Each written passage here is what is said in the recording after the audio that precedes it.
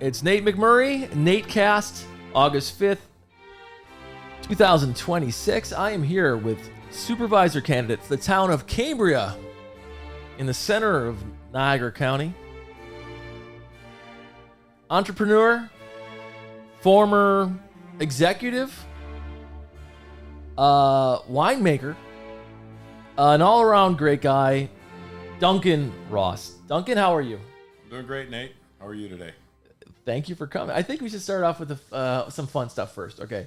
So you're a lifelong Republican. I am, yes. So let's talk about that. And it's been a long life. But you're I've been lucky. But you're super successful in the private sector. Yes. And you were you have one of the best wineries or vineyards in all of New York State, right? Yeah, we do. It is red wine, right? Yeah, we make mostly red wine. Cabernet Merlot, Cabernet Franc is the largest planting. So you're like incredibly successful. By the way, his winery, and what's the name? Arrowhead Spring Vineyards. Arrowhead Spring out there in Niagara County it's a little bit of heaven. It really is. It's super nice tasteful. Yeah. Super tasteful. It's kind of amazing that it's here. It's like you think you'd be in like Napa Valley or something. It's right in the middle of Niagara County. I mean, I know that Niagara County has great soil, but this is a new development to have this level of wine here. I mean, new in the last 20 years, I would say, right? It is, yeah. The wine industry goes back to the 1800s here. And, of course, through Prohibition, everything collapsed, and then it started again with a couple of wineries. One of them, Chateau Gay, which was in Lewiston. And it actually sold a lot of wine, sparkling wine, to Saudi Arabia.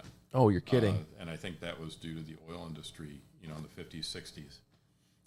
That ended up closing, and then for years there wasn't anything. And then in the 70s, something opened up, and then that closed. And then again, resurgence. Near the year 2000, that started resurging. And now we have a dozen or so wineries here. And honestly, there's almost 200 across the river in Niagara-on-the-Lake. Oh yeah, which has been established and that's known for ice wine.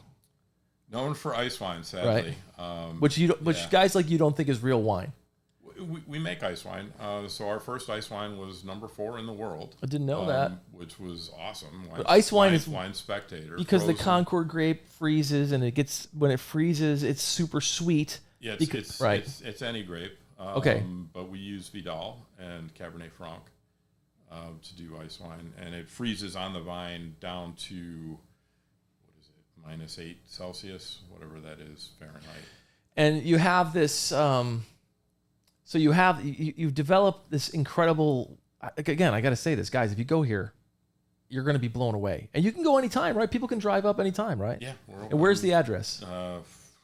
Arrowhead Spring Vineyards in Lockport. It's actually officially Lockport. Yeah. So but it's kind of like on the Lockport-Cambria line, right? Or not real? Lockport-Cambria Town Line Road. Cambria does not have a post office. Oh, I see. So Cambria has 5 different postal services, 5 or 6 different school systems. There's no sort of center to Cambria, even though it's in like the middle of the county. So I'm a Democrat, and we're going to explain why I'm a Democrat, but we come from very similar worlds, if I'm honest. You know a lot of the same people I know. Yeah. Because, despite my, labeling as the Che Guevara of Western New York, which is a complete lie, I was in the private sector, unlike the person I'm running against, who I don't think has ever had a private sector job. Is there a poster and a hat that goes along with the Che Guevara? Maybe I get more votes, a bit better branding. But, I guess it's funny because I've been in the private sector for my entire life. I was in public life for a blink of an eye. And you and I know a lot of the similar people because you were a tech executive, basically, right? You were doing high-level consulting for companies and how they, do their tech infrastructure. Yeah, and that includes, government entities like Niagara County, City of Hamilton, Ontario. Wow. IT strategy, IT strategic plan there. So you're doing safety, IT safety as well? Yeah, and security stuff. Done some stuff in Canada as well around medical hospital consolidation. Huge systems, thousands of users, Thousands have of to protect users, identity. Millions and millions of identities to protect. Yeah, a lot of work like that. But you grew up in Wilson. I did. For me, Wilson means fishing. Does it? Yeah, so as a kid, we go to Wilson to go fishing. That's what we went to Wilson for. Is that?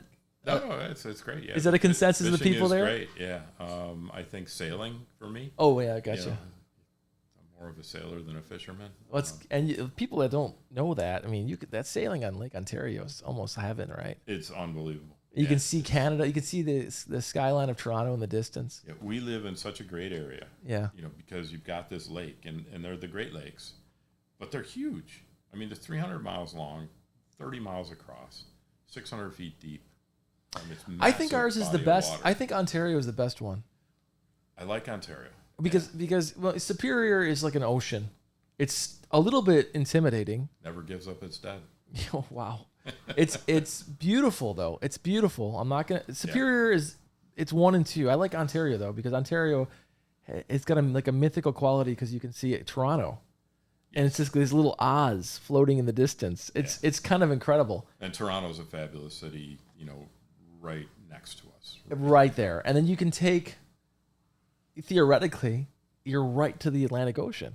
Because you went up to St. Lawrence and right up, it's Halifax. This stretch is so beautiful. Yeah, I know people that have done that. I know people who've delivered boats down the East Coast. Right. And taken them through the lakes. And some of my friends, it's like, I don't like the phrase, but it's on my bucket list. I'd love to do that. Take a boat up, or even down the Hudson towards New York City. I love that kind of stuff. Yeah. All right, so you're incredibly accomplished, and so as part of that, people said, "Hey, Duncan, why don't you help with economic development and get on this tourism board or regional state economic development board, right?" So I was on the Regional Economic Development Council when Andrew Cuomo was governor. I was on the first council for a couple of years. That was interesting, eye-opening. Gave me an insight into Empire State Development in a very big way and how that operates.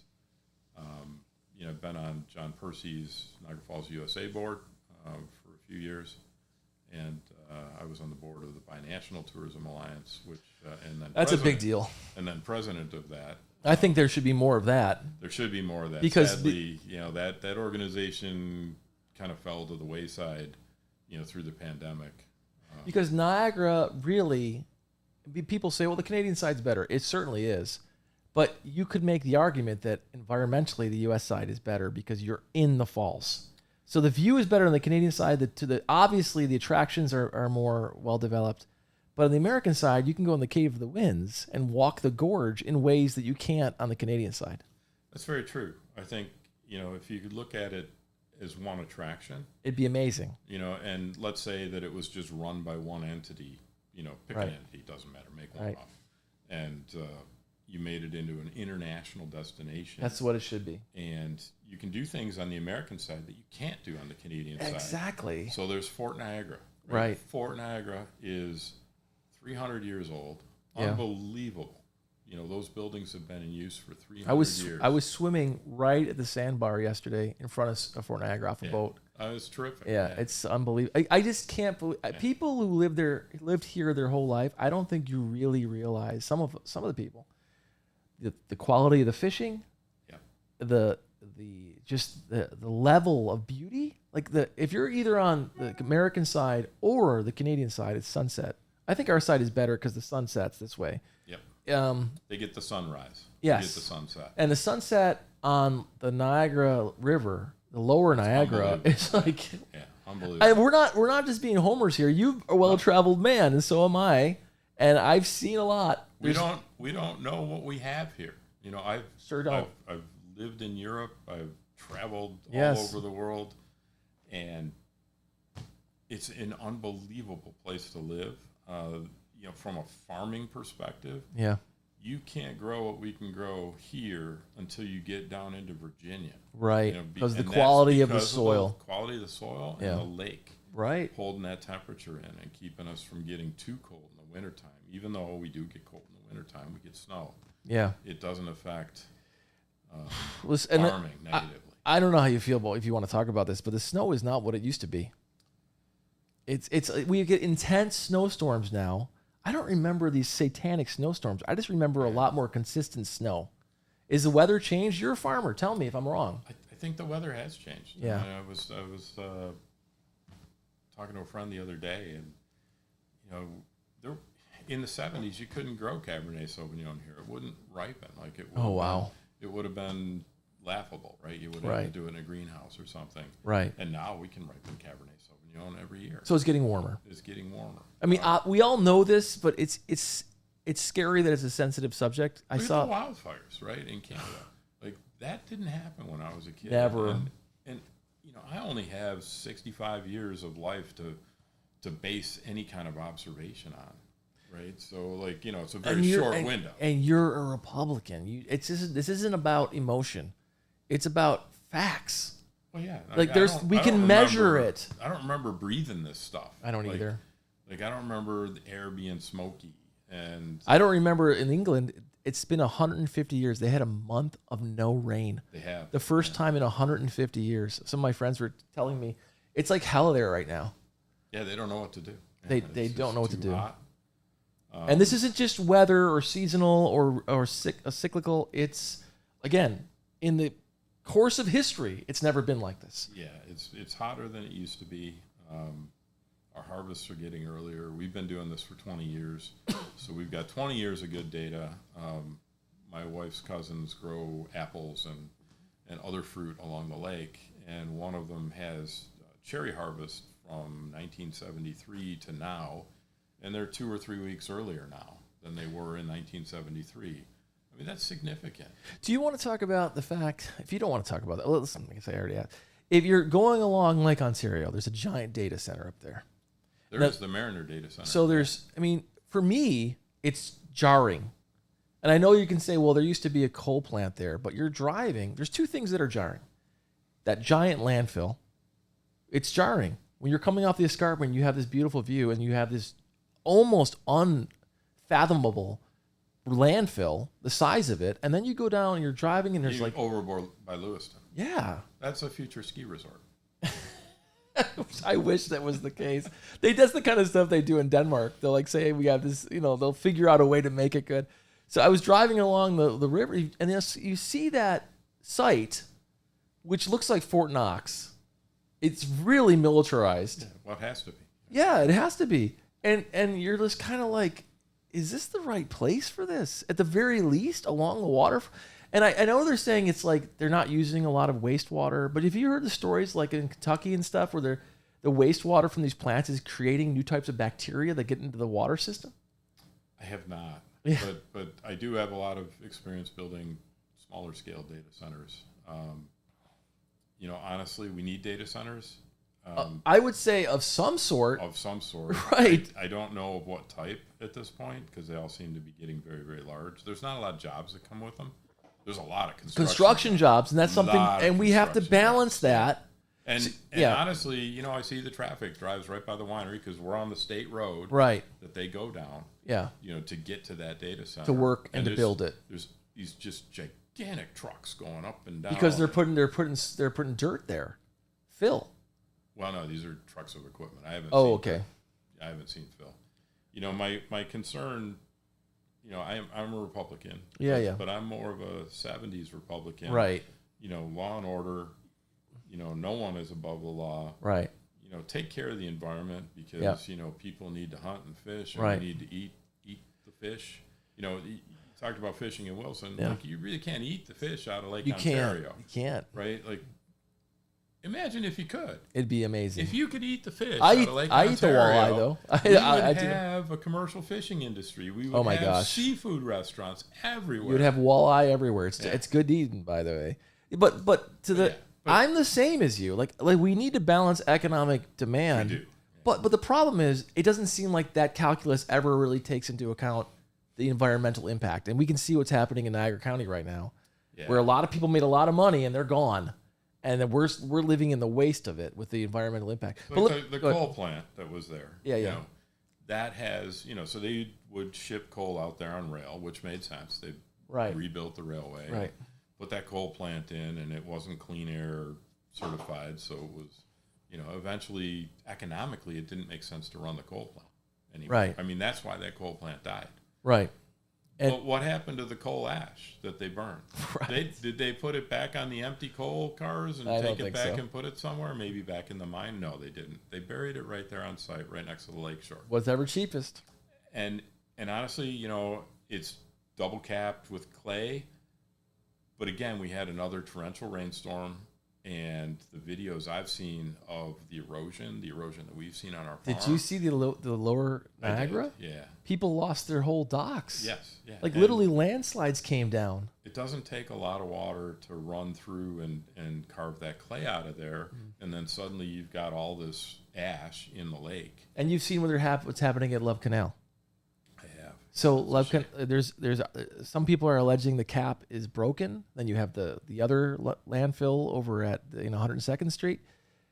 It's no one has looked at this stuff in generations, or if they have, they haven't talked about it.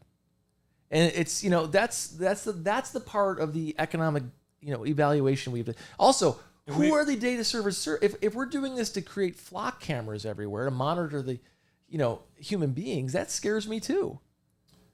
It does, yeah. And let's talk about it. What is the data center serving? Who is it serving? I don't know. That's nobody does. And if you have this discussion, it can't just be like, hey, there's a couple jobs for 2 years, or jobs for who?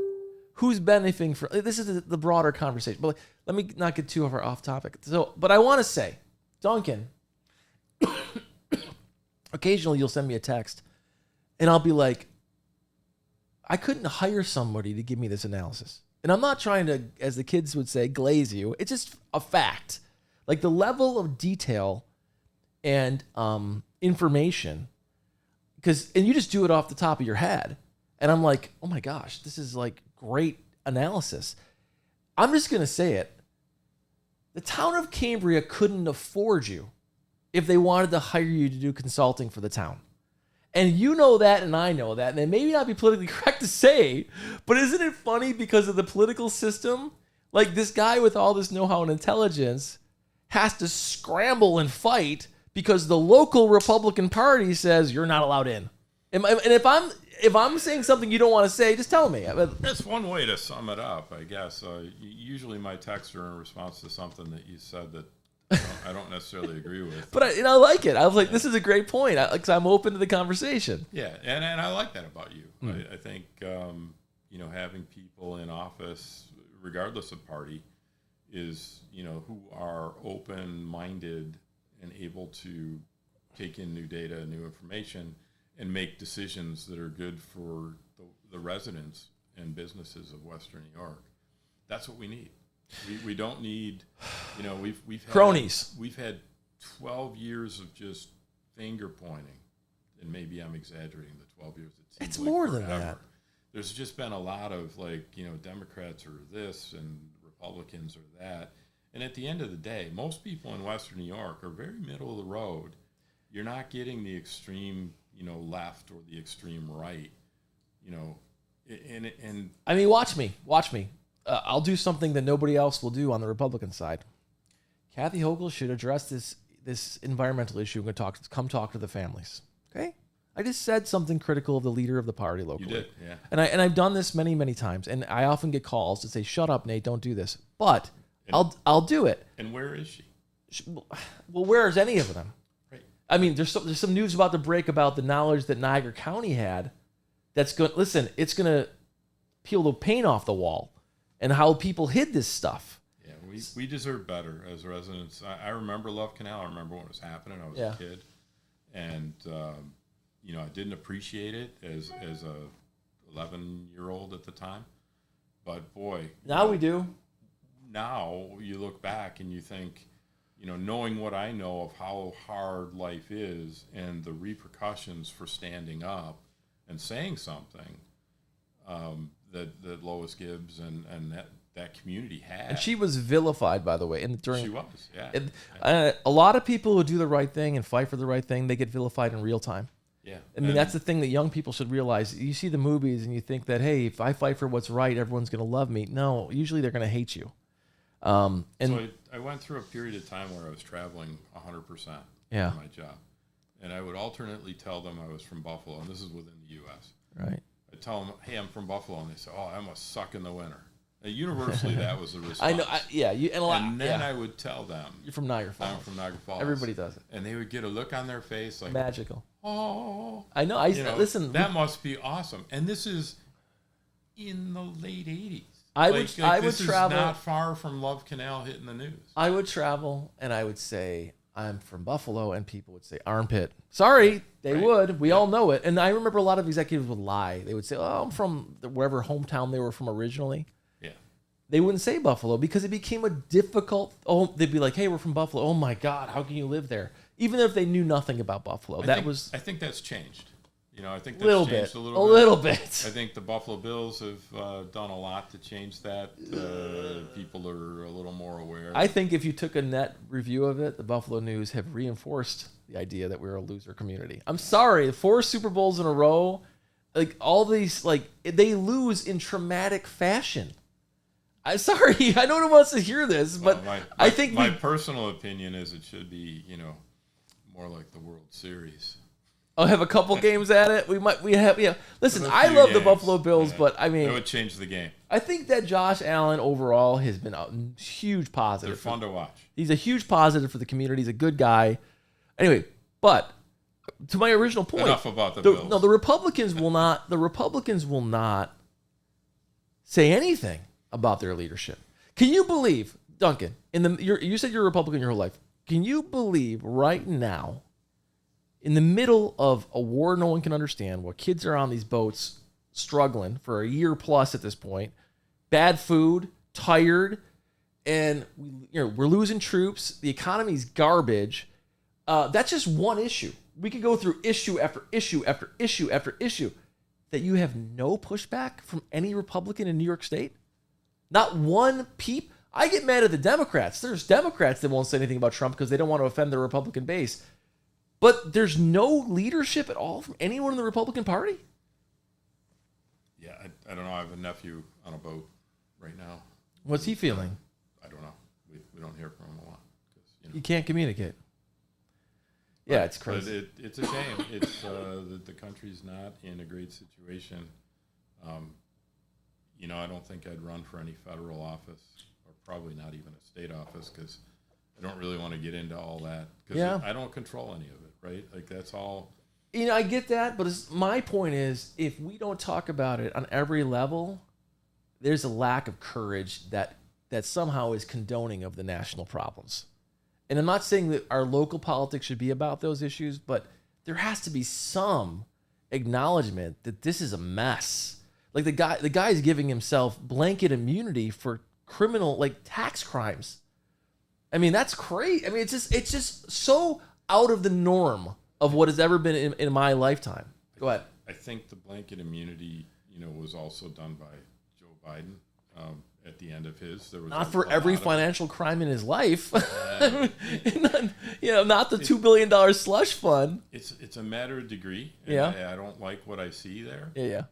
Right now. Yeah. I don't think there's the direction. I don't think it's as tight as we need it to be as a country. There, it doesn't seem like we're all pulling in the same. Well, direction. you feel that and I would agree here with you. It's a national issue on both parties, a lack of courage and leadership. And also, you're concerned, you're a financial guy, so you're very much concerned that both parties, you want to talk about this, we can, I would love to talk about it. You think that both parties are bankrupting the country in different ways. So I think that, Democrats are typically, spending more and taxing more. Yeah. Right? And I think Republicans at the federal level, at least, are taxing more and borrowing more. And that's proven. Like, those are the facts. Like, you can have your opinion on what a Republican and what a Democrat are, but at the end of the day, it just seems to be spending a lot of our money on programs that may or may not work. On programs that may or may not work and might not be vetted by the most discussion, or sage or objective analysis. Objective analysis is the word I'm using for it. Like, there doesn't seem to be a lot of discussion in Congress right now on things other than this division that we have, which is really sad. I think it prevents us from getting things done. At the end of the day, it does, we but need to get things this done. is the reason why we have to have this open discussion and a willingness to criticize your own side a little bit. And I think that what's going on in the Democratic Party right now with the division between the establishment and the newcomers, whatever you want to call them, the more progressive side, I think it's healthy. I really do think it's healthy. I think this type of debate is great. I don't see that on the Republican side. I see just like everyone, it's really un-American. The inability for people to think independently and to be so locked into your team. Like, are Americans about free thought and independence and objectivity? I mean, that's what I always thought. That's what I thought growing up. That's a good point. And I think freedom of speech, freedom of thought, freedom of discussion, free ideas. A fear. I sense a fear. There is a to fear step outside of conformity on either side. Like this, you have to conform to what this messaging is, or you're not one of us. But I think people are waking up and realizing. Yeah, me too. Waking up's the wrong term. No, we're just realizing maybe this isn't working. We're realizing that what we've been doing is just a lot of arguing, and honestly, there's more that unites us than divides us as a country. I agree with that. And people are more united. Like, well, so what do we agree on? I agree that the country's economy is out of whack. Country's economy is out of whack. Manufacturing hasn't bounced back like it was supposed to. It's never going to. I hate to break this to you. It may not. With AI, it's not going to. So this is where you and I would differ. I'm sorry to get too deep into this, but I believe the essential problem is the technology that we have is controlled by fewer and fewer people, and it is more and more powerful. So you have an increasing wealth gap. I mean, I'll make it as simple as possible. When you and I were younger, your average CEO made 10 times more than the workers. Now he makes 1,000 times more, and you cascade this out. So you have the economy in the United States right now is growing at 1.5%, which is nothing. The average wealth of a guy like Elon Musk is growing by 20, 30, 50, 60% a year. So, I mean, it's crazy the amount of wealth he's getting. The first trillionaire. Yes. Yeah. So you have these guys getting more and more wealth that really doesn't seem like it's based on anything, especially with Elon. That's like, what is it? With a company worth that much, you'd think you'd see Teslas in everyone's driveway, but you don't. But regardless, their wealth is growing. So when you have wealth growing this fast, and this is just basic economic principles, where are they going to put the money? So what they do is acquire more and more assets that continue to increase value, which they have more value for. And by assets, you mean companies and stocks. Or land. If you look at places like Niagara Falls, all the outside landowners who are just buying more and more apartments and more buildings and just doing nothing with it. So you have, like, you and I have less and less. The government has less and less because they have no place to put their money. And so the wealth gap continues. It's like this evil, vicious cycle that is going to bankrupt the country. And so for me, I'd say, okay, we need a more equitable tax system. That means less taxes on you and I and more taxes on guys that make money like Elon Musk. There was a good article in the Wall Street Journal, I think it was in the opinion section last weekend, about changing the tax system for the new reality of, it's not... Right now we tax labor, right? We tax our earnings, right? Yes. Which was fair. Right. And equitable and progressive, right? And not progressive like liberal, but progressive like growing. Yes. In that if I'm a millionaire, I'm paying more than somebody that's making $50,000 a year. Right. But his idea was to tax capital, and that's tricky. But it's probably a good idea and something worth focusing on and discussing. I don't want to do a knee jerk to anything, but I think that it needs to be talked about because I think it's changing. I don't think moderate changes are going to work, and it's not. This is the problem. It's not just the United States that's going bankrupt. It's pretty much the entire Western world. No, this is a common problem across the world. Is how the tax system is really falling more and more on the average person, and less on Elon Musk is an easy target. Yeah. There's a lot of guys out there that are, multimillionaires. But you were part of a system, you were part of a group, a bureaucracy, not you were fought against it, I think, to give Elon Musk money. Right? To give Tesla money in South Buffalo, not to put you on the spot. The REDC. Well, it wasn't Elon Musk at the time. It was his brother. It was Solar City, which Yeah. did rooftop Yeah. solar panels, which But were the really name, cool. but the name Tesla is what got it there. Yeah. But Yeah. so when I was on the Regional Economic Development Council, we would vote on these things, and every business guy, who also happened to be a Republican, I think, voted against this because it was a stupid idea to take 1 year all of our money and give most of it to this one company that was going to employ like It was like $750 million. $750 million. So $750 million is a lot of money. It's like 750 million seconds is like 25 years, something like that. Wow. If and somebody made this argument, I think it might have been Bob Brady from Moog, that we could take that 750 million and give it to 50,000 companies, and that would be $150,000 per company For small business, life changing. randomly throughout Western New York, right? And probably would have had a better result. It would have had a huge result. It would have created a bubble up economy as opposed to a top down economy, which doesn't work. Right. Top down does not work. You can't do a planned economy unless you're controlling everything, sort of like China does. Perfect. Well said. That's the only way. And we don't want to control. And it seems like healthy. It seems like our economic development board is always looking for that home run, silver bullet home run. Yes. And there's a long list of them that have not worked. Instead of investing in the little guy all over the place, they're always like, what was the one in Niagara Falls? The big, huge Teletech call center that came in. That would actually seem to make sense at the time for a little while. But then the call center thing went away and went to India and now went to AI. And now it's just going to go to AI, and the AI is actually pretty good at it. So it's better, which is this is a scary thing. It's better, and I'm someone like when I was young, I worked in a telecenter too at HSBC, and it was miserable. It was miserable. Yeah, it's not a great job, no. Right? Like because people, if they're happy, it's a good job. If they're not happy, who wants to deal with that all day, right? It's so funny. When I was a kid, I did that when I was in college part time, and I remember when I started, we had to wear a suit to work, and they gave us lunch and a beautiful cafeteria, and then I saw slowly as they value engineered, and soon we were all in tracksuits, and there was no food, and the place was a dump. Yeah, and it's just that seems to be the course of so much the corporate world. So anyway, so Elon Musk's brother. I know a little bit about this. Elon Musk's brother, who's kind of a flunky. He's like into Burning Man and ketamine and all this stuff. He had the brilliant idea to create Solar City, the future, because we forget, but back then, it was the Democrats who were very into Elon and his story, and they loved Elon. I mean, Elon was with Barack Obama. Elon was with all these guys, Cuomo, and he was the visionary that was going to change the world. He always seems to be that. Now he's turning into the political guy who hates immigrants, but back then he was the visionary that was going to change the world. So his brother said, let's do this thing. And you're right. It was a good idea in theory to create rooftop solar panels.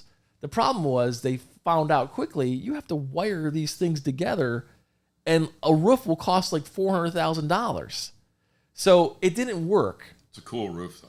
Listen, if they could do it efficiently, they should have figured out a way to make them clip together easily, but they weren't there yet.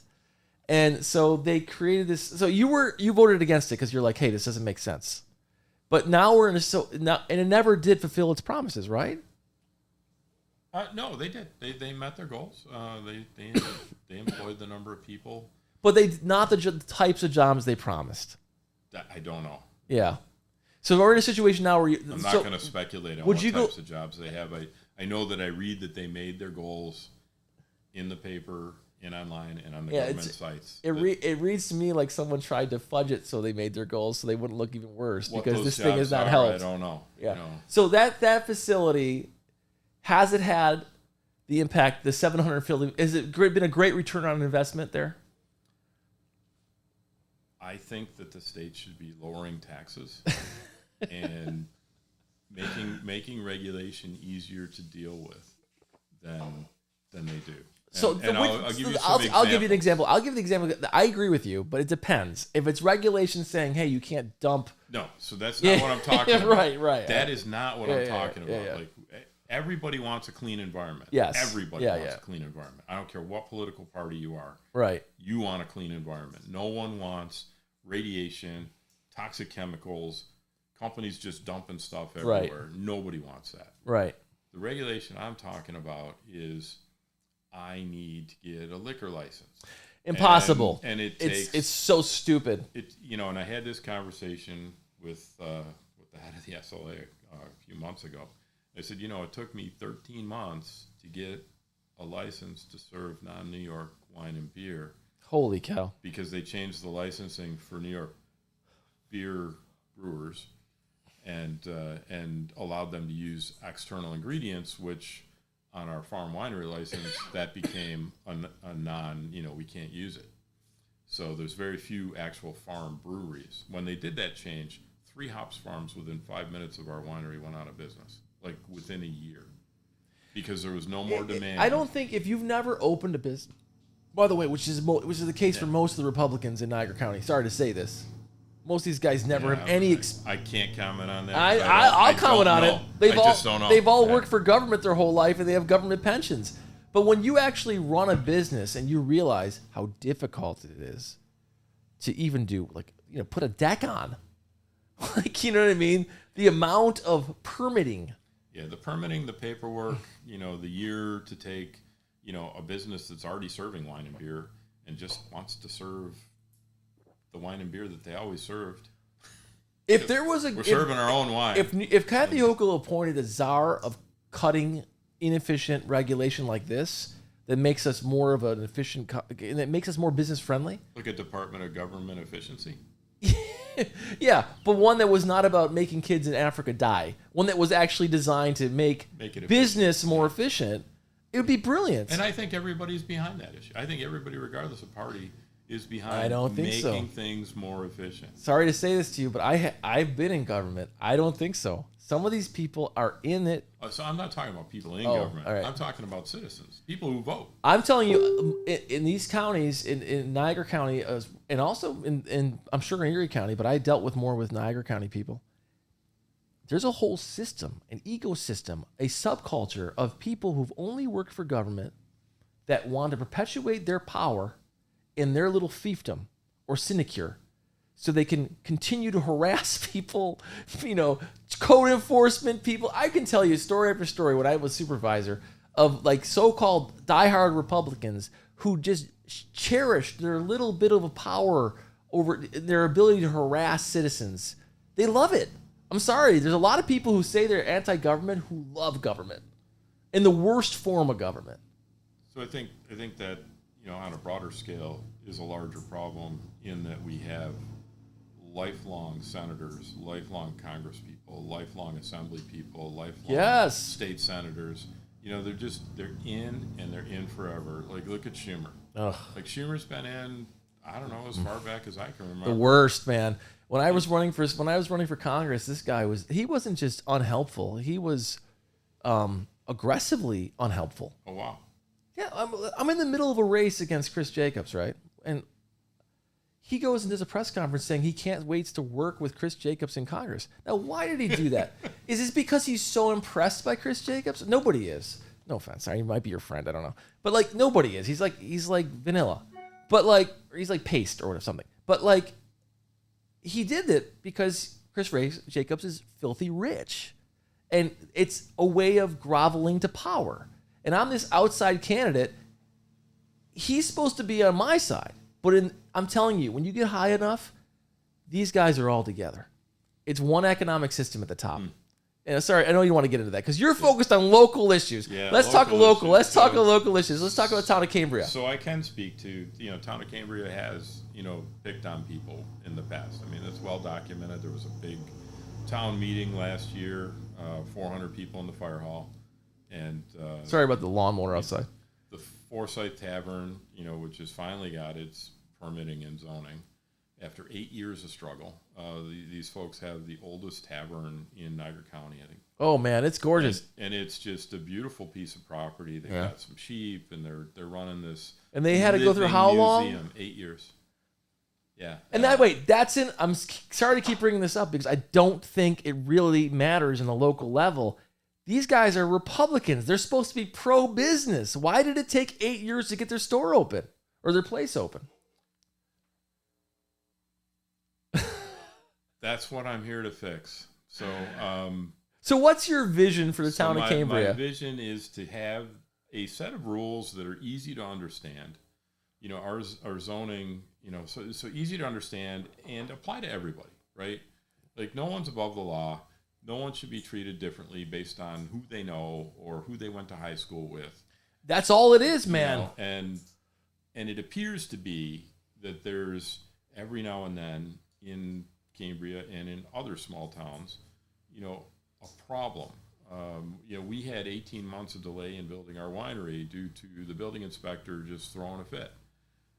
And again, like I said earlier, they love that little bit of power, throw their weight around. Yeah, I can't speculate as to why, but I can. Human say nature, that it man. Happened, and we had an attorney, and we go have a meeting at the town, and the town would, try to explain, and the attorney would be like, "What the heck?"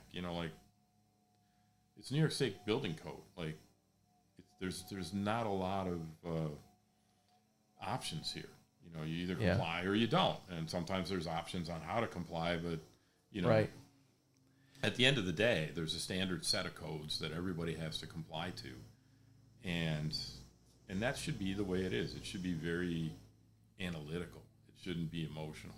Right. And we should be welcoming the types of businesses that we want. When I was a supervisor, I put a TV up front with, announcements and signs. Because I remember when I first started working there, it was like Fort Knox. They deliberately made it intimidating and unfriendly. Not everybody. There were some people that are always friendly. Oh, sorry about that little guy. Sorry. Nate's cat. He's coming to say hi. He's close.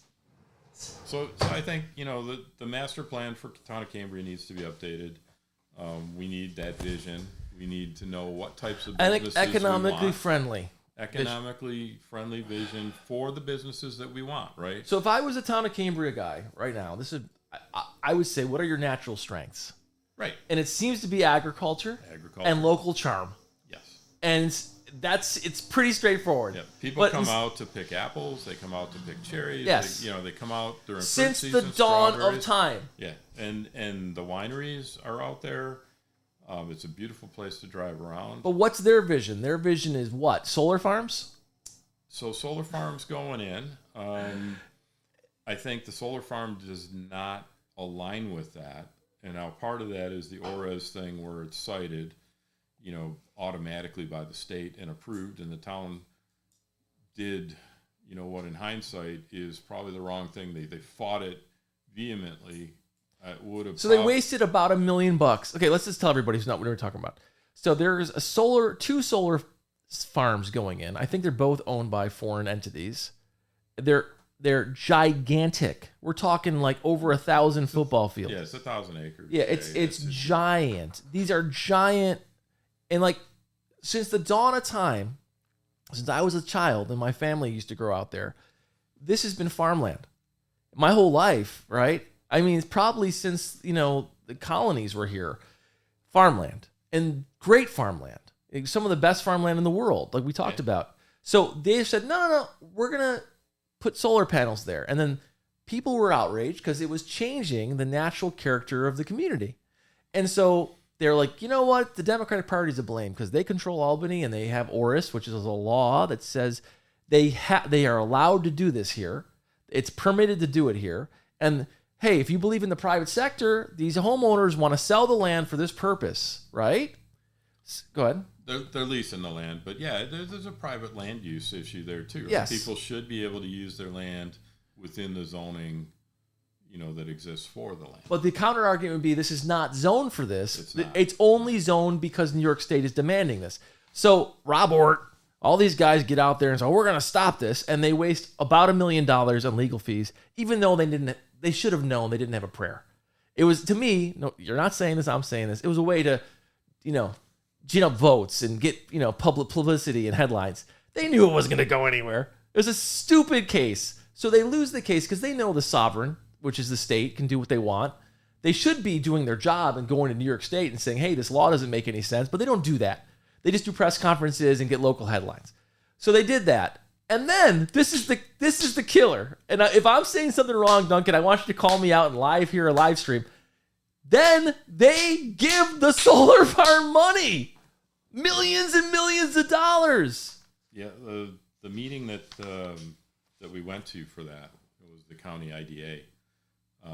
There was a sheet pre-prepared for, why we have to give them millions of dollars, because that's the only way they're going to give us millions back in taxes. Because the tax on farmland, as farmland was really low before, right? Right. It was almost, it was noise, because farmland's not taxed because no one wants to pay for that in their food. So we get to this meeting. So it's basically their argument is, hey, I'm going to give you $50 so you can give the $50 back to me. Right. That's their argument. Pretty much. But hey. But the $50 is coming from the state, I think, and it's coming back to the county. But still, the IDA, which is locally appointed Republican board, is the one giving them the money.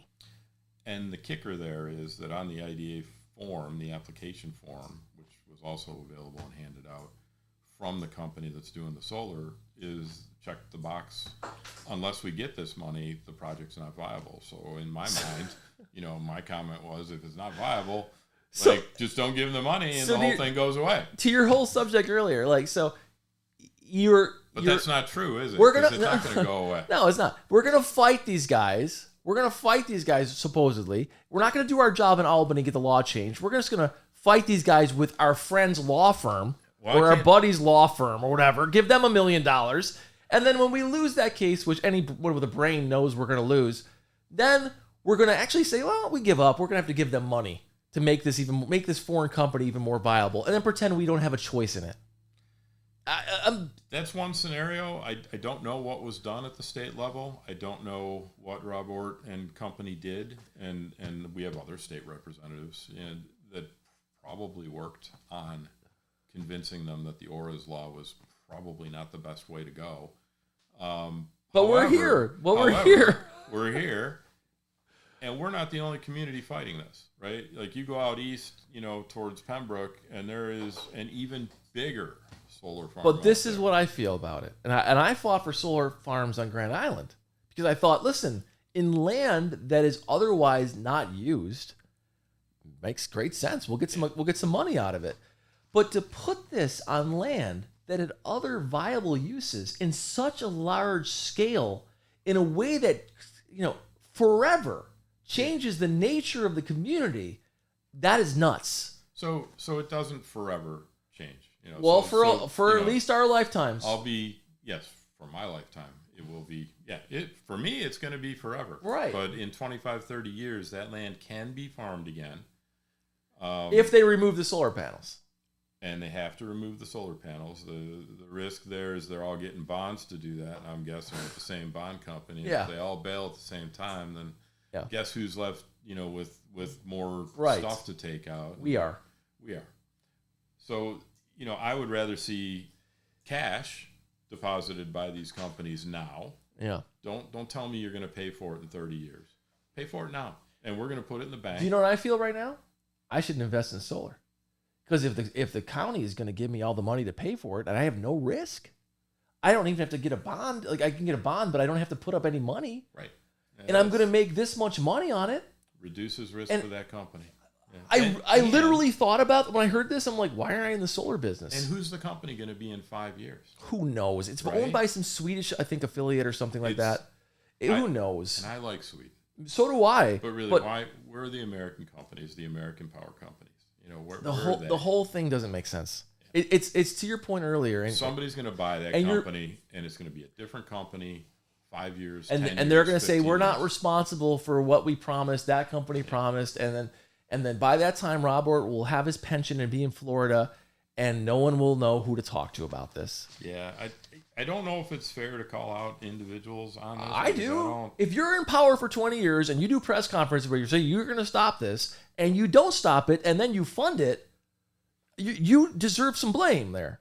And not just him, all of them. I think the county's on Becky, all of those people that are in power for that long. They appointed this IDA board. Okay, and this IDA board did it. You were at the town hall. I was at the meeting. And I didn't go there on purpose. You know why? I didn't want to politicize it. But I actually regret not going because it deserves more politicization. It's insane. So what was the meeting like? So the meeting was don't ask any questions. You can make comments, and you can also make comments on our website, which, somebody stood up and said, well, why are we having this meeting?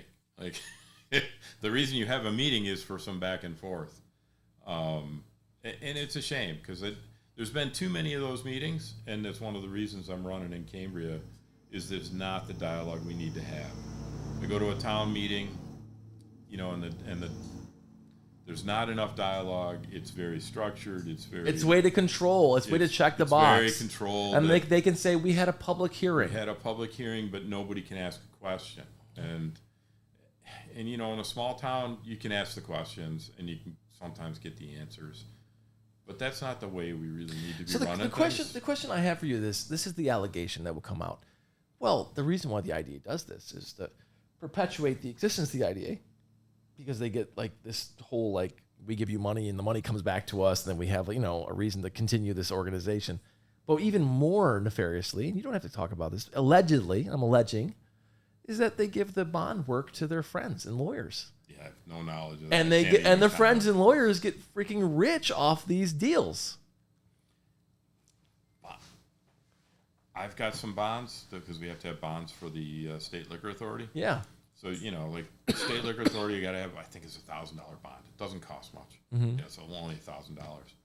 The federal government, federal winery license, they said you could either take out a $10,000 bond, or you could just give us $1,000. And we'll just hold it on deposit, and when you go out of business, we'll take it back. 20 years later, that's a bargain, even if I never get the money back. Yeah. Like, these are the kinds of things that the state could do to make it easier for business.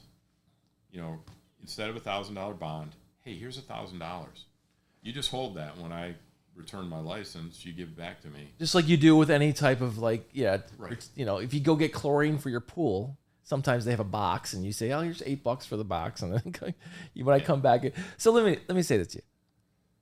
I think you and I agree on more than you think. Maybe our styles a little differently, but I agree that we have to have a thriving economy. I don't see any thriving economy here. I think that we have to create an economy that's bubble up. I think tourism and agriculture are the two pillars of our local economy.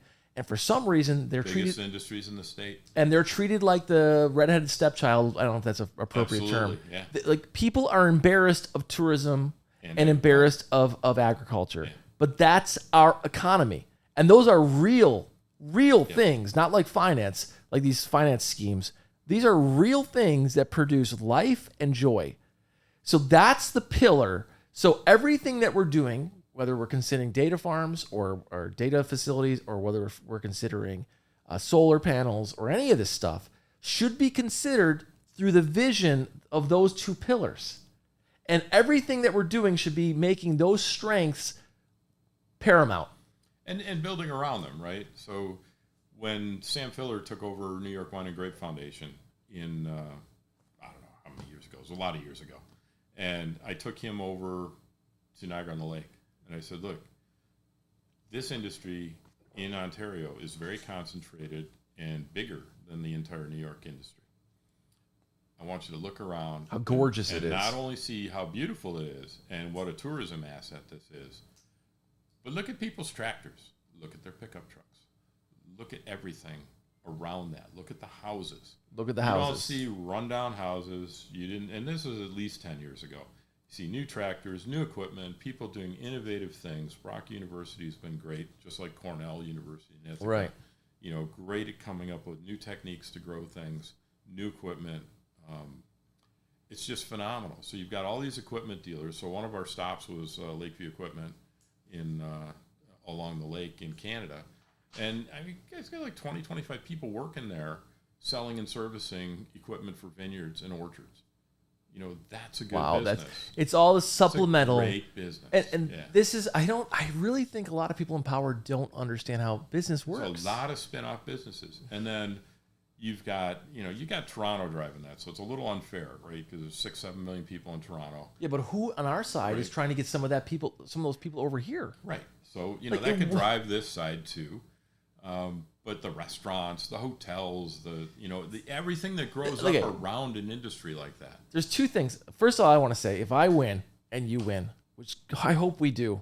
And by the way, I love the fact the Democratic Party got behind you. even though they know on a lot. Listen, yeah, we should mention that yes, I am endorsed by the Democrats. I'm not endorsed by the Republicans. I would have had to have primaried Matt Foe. Because they picked one of their buddies to do it. Yeah, because Matt was the interim supervisor. And right. Matt's been in office for 21, 25 years.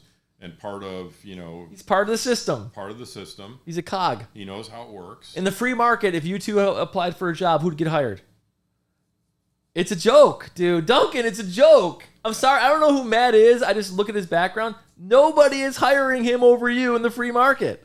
Oh, outside of politics. Yes, I'm talking about the free market. If you two went into a job and you put your resumes down, and you said listen, this is what I'm trying.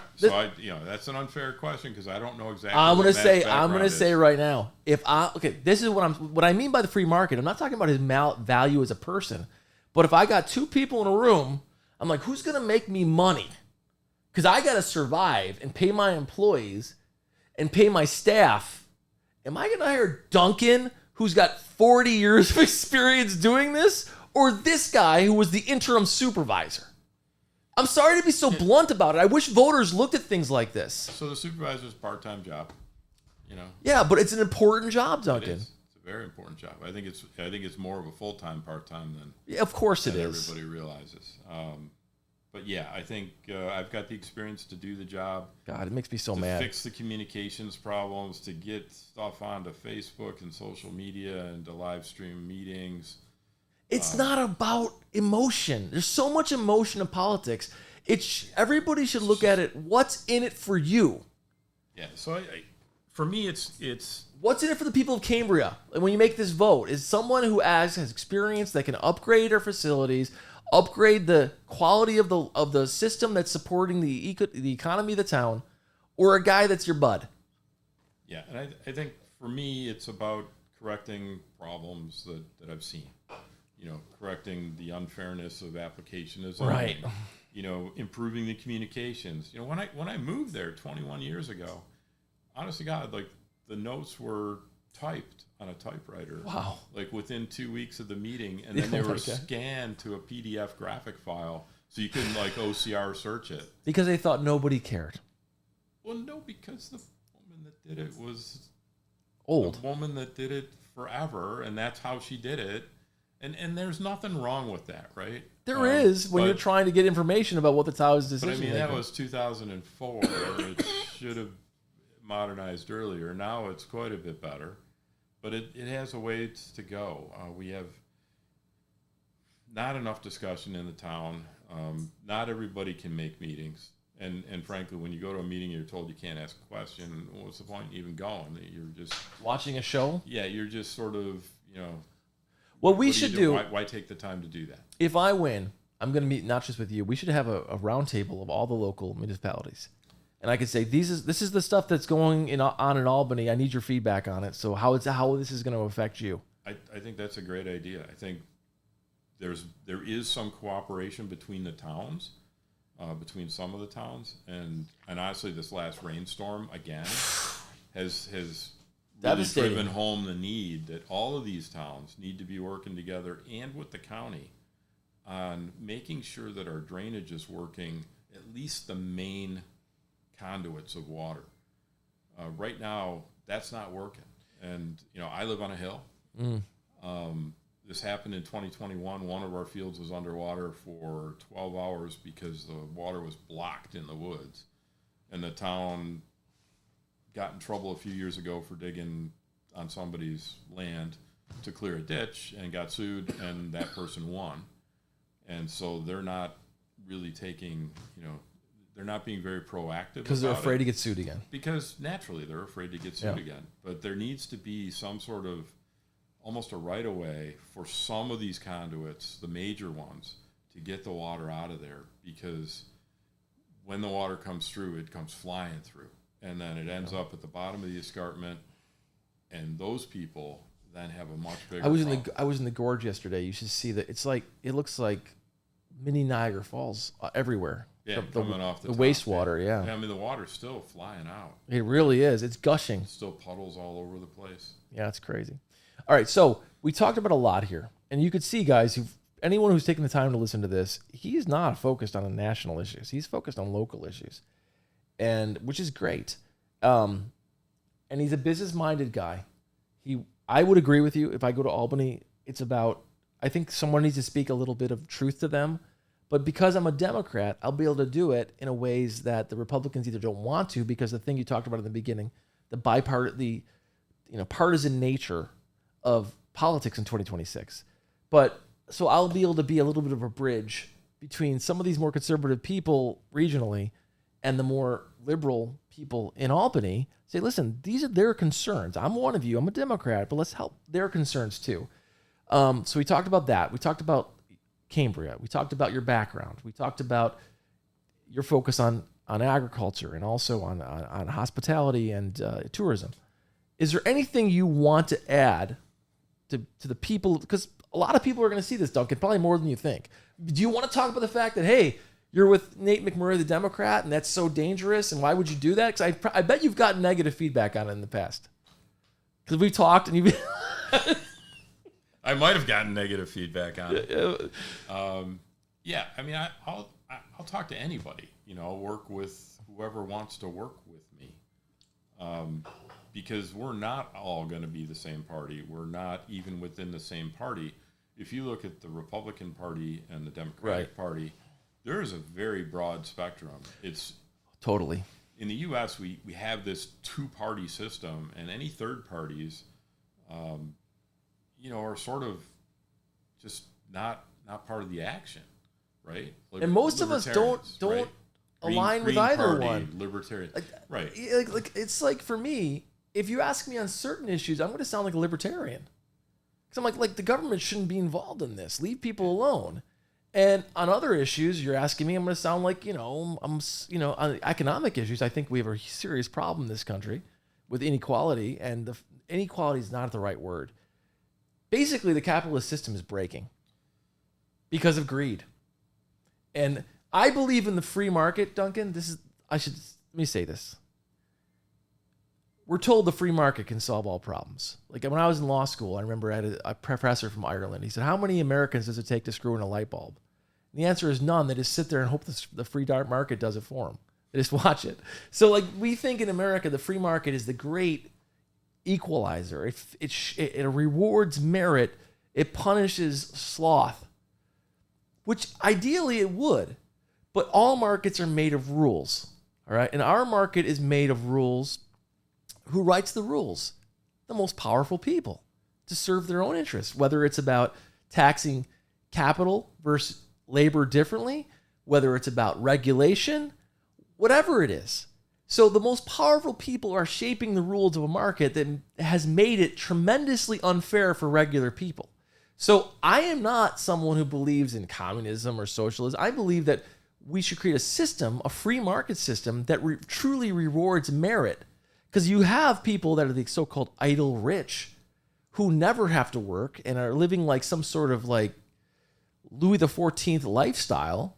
And you have other people that are working 3 or 4 jobs that can never get ahead. So I'm about making a free market that works better for regular people. People shouldn't have to work 3 or 4 jobs. No, they shouldn't.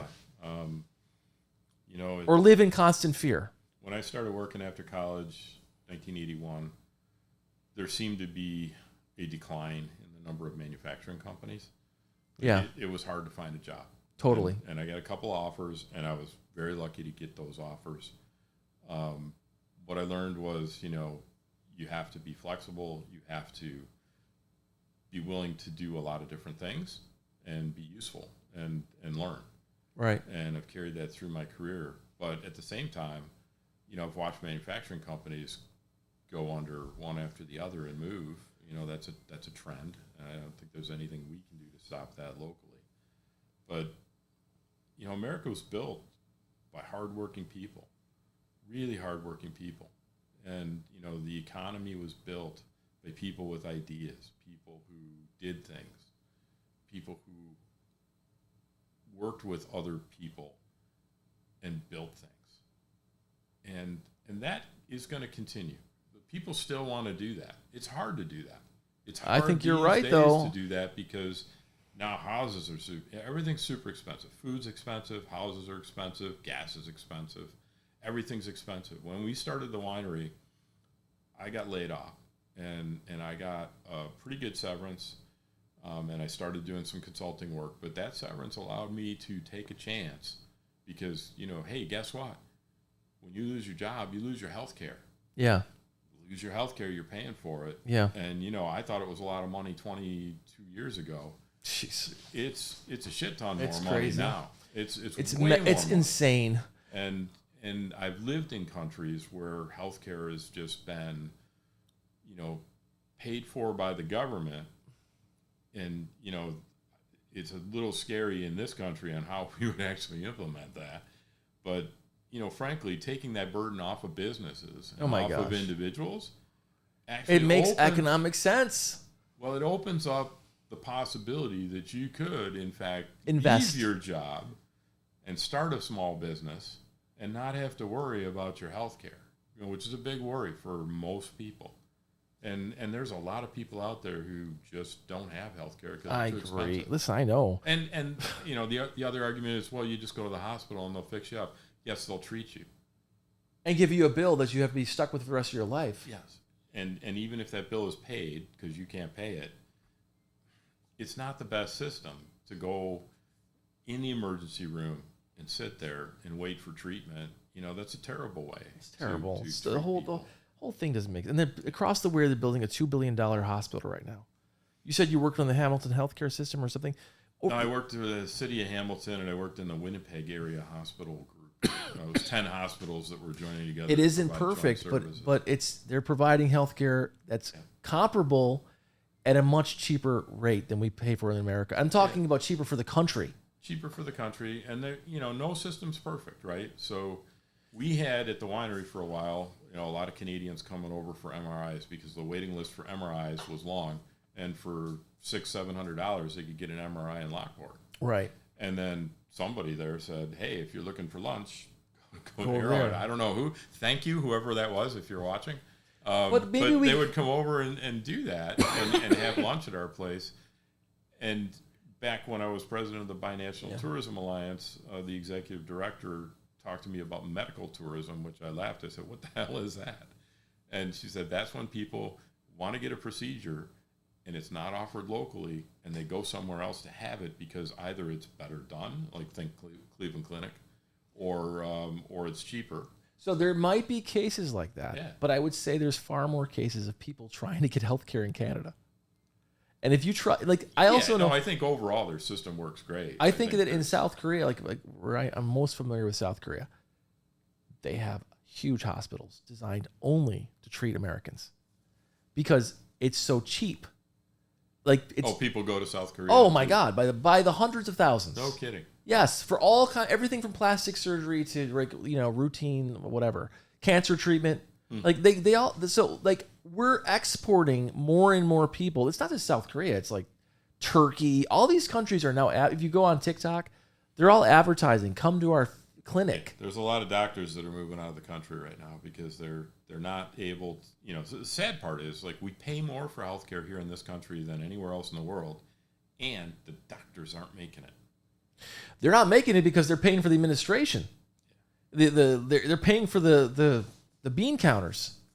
It's listen. Young doctors have a terrible life. It's not working the way it is. It needs to be fixed. So who has the power? Who has the willingness to do this? I mean, the president promised us a new healthcare 2 weeks ago. 2 years ago. He had a concept of a plan in 2016. And we're still all waiting to see that plan. And that's a fair criticism, right? It's fair, there isn't beyond anybody fair. that can say that there's been a plan laid down. And I can say this to you. And people are tired of this finger pointing. But you can say what you want about the Democrats, and we've talked about the problems in this. But there was one party that said, "Hey, I'm going to cut student loans." There's one party that said, "Hey, we're going to expand health care." There's another party who said, "You know what? We don't care about that stuff. We care about tax credits for the richest Americans." And that's not opinion. If you're running a company and you look at the people, that's the product of their leadership. One side is like, we're trying to fix these problems, and maybe it's not perfect what they're doing, but the other side is like, we don't even care. If you don't have health care, it's because you're lazy. So student loans. Yeah. We can talk about that. Go ahead. the concept of forgiving student loans in concept is probably good, or because many people have paid too much already, because It's ridiculous. length of the loan is very long. However, I think what you're seeing, for the backlash on that is that there's people who've gotten degrees with student loans that are not employable with those degrees. Like, you can't use that degree. And I can tell you that when I was in high school in the 70s, we were focused, like, what kind of job can I get? Because everybody was laying people off. Like, what? So why are people getting degrees and things they can't? Yes, I think that's the pushback. But things change, Duncan. Like, now that people, of course, things change. Now that AI is becoming more and more relevant, you're seeing that a lot of these. Like, suddenly, I was reading the other day that high philosophy degrees are in high demand because people need to have ethics people on their boards to analyze whether some of these AI moves are correct. So, I mean, there are. Yeah.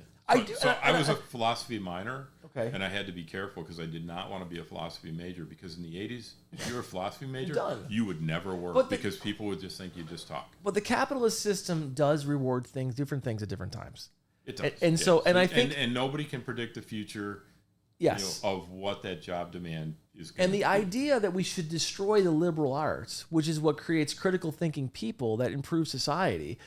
We talk about Western civilization. Western civilization was so powerful because of the Greeks, who all they did was sit around and talk about ideas, okay? Like, do you know, if you read history... Oh, I wish we could go back in time and actually watch that, because I'll bet that they were struggling to farm and build things and work their asses off. I don't know. And a few people wrote some scroll books. I think they did both. I think they did both. But if you look at the Egyptians or the Phoenicians or these other groups, they would look at the Greeks and they'd say, oh, they're freaks. All they do is have parties and theater, and they have these like, literally, they made fun of the Greeks, which gets to my fundamental point about what all of this is about. We were all nomadic tribes, right? It's hard to get so philosophical here or navel gazing, but we started to make civilization for safety. You said in the beginning you believe in public safety, and so do I. For safety and for happiness. Because we have a similar culture. We share these ideas. We want to be together. I think all of this policy should be focused on those ideas, safety and happiness, and there has to be a balance. I think we've created a society that's tremendously unhappy for a lot of people. I think safety is important. I think shared efforts lead to better results, right? Communities grouped together way back when to farm, produce goods, make roads. Different people could do different things based on what they were skilled at. Because the idea was that if we're working together, right, it'll be better. I need something made, I go to the blacksmith, right? Because not everybody can be a blacksmith, because that doesn't make any sense, right? But what do you do in a society where no matter what you study, a computer can do it better? And a society that says, no matter how hard you work, you're never going to have a piece of it. You're never going to have a house.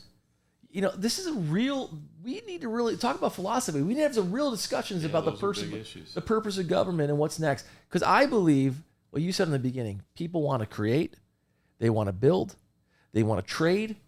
And I think that's the type of economy we need to create. Those are the things people want to do. And I think if you look at our area, it's tourism, agriculture, agritourism, and then the spin-offs from that, and then whatever else we can grow. But the demographics right now are not in our favor for anything else. No. Like, tourism is pretty much it. Yeah. If you look at, I look at my high school graduating class in 79, it's twice as big as the graduating class now. Oh, it's scary. And then I started looking at all the high schools in the area, and everybody's high school class is about half the size it was in the 70s.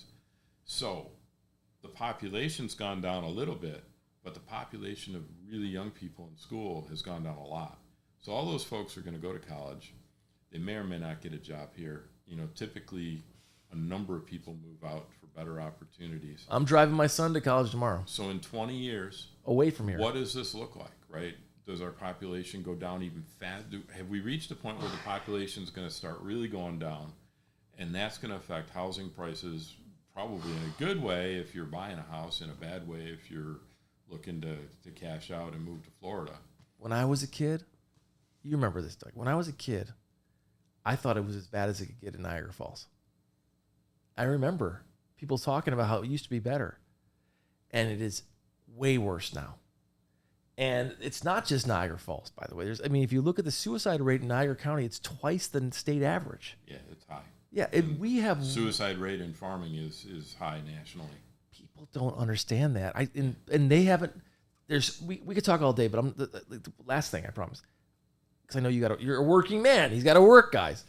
The farmers, between the tariffs, and I know these are national issues, but between the tariffs and the raids, I've talked to farmers who have been raided by ICE, and they don't have replacements. The old people that live in Western New York are not going to go pick those cherries, okay? They have real challenges that nobody in power seems to want to talk about. Yeah, the average age of a farmer is, I think, 58 in New York State. Wow. We got 2 old people working on the farm, me and my wife. Stop it. And we work every day. We work 7 days a week, and we do that because, we literally have more work than we can do at this point, and labor's hard to find. The federal laws for bringing H-2A people in as immigrants to work, work permits, you cannot share that labor with another farm. Jeez. So, that's stupid. That would be great. So what does that say to you? That says, hey, the big farms are going to be okay. So they bring the H-2A labor in, and they can't share it out because, there's probably some risk there. But Robin's cousin has a farm in Lake Ontario, and he brings H-2A guys in. And it would be great to be able to say, hey, can you bring in one more and house them there? All kinds of things they could do. And by the way, if you meet these guys who are working on these farms, and I can't talk about all of them, but so many of them are just great guys. I'm sorry. Great people, great work ethic. They really are. I've worked with people from Mexico in IT as well, and people from India. And I would say that the people in Mexico, it's more of a shared culture, shared background. It's a Western culture, right? And the time zone's better, right? But people, they're super smart people all over. Yeah, the world. and some of these guys are super valuable to these. Yeah. Listen, I'm all about farms, Duncan. I know. Listen, the Farm Bureau always had a hard time with me because they knew in their heart of hearts that I was Mr. Farm and I love farms, but they were like, well, he's a Democrat though, and it's that binary thinking. They couldn't really embrace me the way they knew they wanted to. I used to talk to these guys. They used to tell me that the problem is you're a Democrat. I'm like, I'm a Democrat who supports just about everything you guys believe in. Because, go ahead. So we've had, we do have a lot of Democratic representatives today at the state level. Yeah, once they get locked in. And the federal level. And I would say that your challenge is going to be, what are those guys not doing that you're going to do? Because it's not. I don't think it's as simple as just being part of the party. It's being able to have a conversation, and that's more of an individual thing than it is a party thing. This is this was given to me by the local farmers on Grand Island when I was supervisor, because I fought for them every day because I believed in agriculture. And they gave me this award, and it's one of my prized possessions. Farm Bureau didn't care. I wasn't in the right party. I'm just telling you. I know you're friends with these guys. They basically told me this. They're like, you're too left on these other issues. I'm like, those issues have nothing to do with farming. And I was like, guys, the guys I'm running against, they've done nothing for you. They haven't helped with labor. They haven't helped with any of these issues that you care about for so many years. Why do you keep supporting them? I don't get it. Because we get in discounts on our disability insurance, workers' comp. Is that what it is? And tractor purchases. I'll help you with all those things. Yeah. If I can, I will. Because because I believe if our farms go away, we're done. Yeah, I think Farm Bureau. Every group has its issues. Farm Bureau is no different. We lost interest in their political lobbying years ago when they put wine and grocery up for vote. And basically, if you're a Farm Bureau member, you get a vote, regardless of if it's your industry or if it affects you directly. And so all the vegetable guys and the dairy guys, they all like grocery stores, right? Right. So they're thinking, well, yeah, this sounds like a good thing. Most of the wineries were like, no, this would be a terrible thing. You can't just flip it, overnight. It needs like a 10-year runway, and it needs a plan to, because there's a lot of stores out there. So there's a challenge there. Yeah. Right? So, Farm Bureau, if it's a winery issue, only wineries should be able to vote. If it's a dairy issue, why would I vote on a dairy issue? Like, it's not my issue. If it's a general issue, like labor across farms, then everybody could vote. But Farm Bureau doesn't slice it that fine, and they could, and they should. Listen, they're kind of stuck in the 1940s. It's a great organization overall, and these organizations are essential to fighting. I think so. I think they do more good than bad. Certainly they do, and I'm not trying to say that. I just think I wish I could be more of an ally to these farmers. I believe in the cause. I really do. Anything you want to finish with, man? Because I'm sorry to keep you here so long. You're doing great. No, it's been a fun conversation. I'm hoping that people see this and get to know a little bit more about me. And how can they do you have a website or no? I don't. I have a Facebook page. Go to our Facebook page, Duncan Ross for Cambria Supervisor. That's it. Duncan Ross for Cambria Supervisor. I'm going to say, Duncan, I hope I did you justice here, because I get so excited talking to people like you, because you're so fun to talk to and you know so much. But guys, he is great. Like, he is a really brilliant guy with great ideas. I mean, I'm begging him to let me do a fundraiser at his place just because I want to show the world. It's such a beautiful place. I want people to see it. He's somebody that could help us go to the future. And he's proven it over and over again, and I'm with him. So good luck, man. All right. Thanks, Nate. See you later.